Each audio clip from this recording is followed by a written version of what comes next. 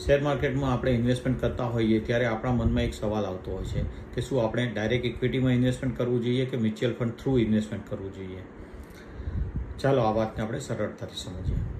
જો આપણને financial knowledge હોય, કંપનીની બેલેન્સ શીટ સારી રીતે એનાલિસિસ કરી શકતા હોઈએ, રેગ્યુલરલી શેર માર્કેટ ઉપર ટ્રેક રાખી શકતા હોઈએ, કંપનીના શેરના ભાવમાં 20-30% ઘટાડો થાય તો પણ આપણે ગભરાતા ના હોઈએ, તથા 3 થી 5 વર્ષનું વિઝન હોય તો આપણે ડાયરેક્ટ ઇક્વિટી ઇન્વેસ્ટમેન્ટનું વિચારવું શકીએ.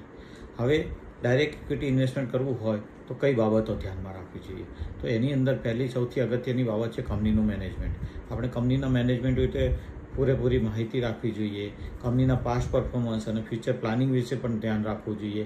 એના ફંડામેન્ટલ્સ જોવા જોઈએ તથા કંપનીના શેરનો જે ભાવ ચાલી રહ્યો છે તેનું એનાલિસિસ કરવું જોઈએ.